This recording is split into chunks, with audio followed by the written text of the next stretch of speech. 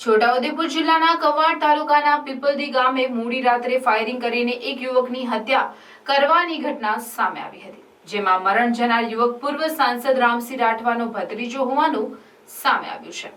ગ્રામ પંચાયતની ચૂંટણીમાં થયેલી બબાલની અદાવત રાખીને ગામના જ બે શખ્સોએ કુલદીપ પર ફાયરિંગ કરી તેને મોતને ઘાટ ઉતારી દીધા બાદ ત્યાંથી ફરાર થઈ ગયા હતા, જેમાંથી પોલીસે એકની અટકાયત કરી તપાસ હાથ ધરી। છોટાઉદેપુર જિલ્લાના કવાડ તાલુકાના પીપલદી ગામે ગત મોડી રાત્રે લગભગ 9:30 વાગ્યાના અરસામાં ફાયરિંગ કરીને એક યુવકને મોતને ઘાટ ઉતારવાની ઘટના સામે આવી હતી, જેમાં પૂર્વ સંસદ અને ટ્રાઇફેડના ચેરમેન રામસિંહ રાઠવાના ભત્રીજા કુલદીપ રાઠવાની બંદૂકની ગોળી મારી ઘાતકી હત્યા કરી દેવામાં આવી હતી।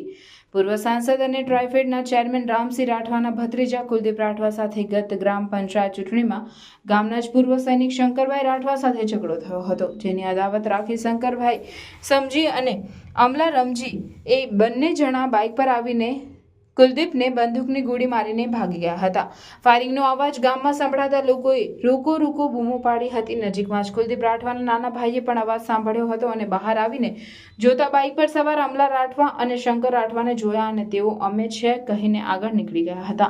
પેટ પર ગોળી વાગતા કુલદીપ ગંભીર રીતે ઘવાયો હતો, જેને કારણે તેનું ઘટના સ્થળે જ મોત નીપજ્યું હતું।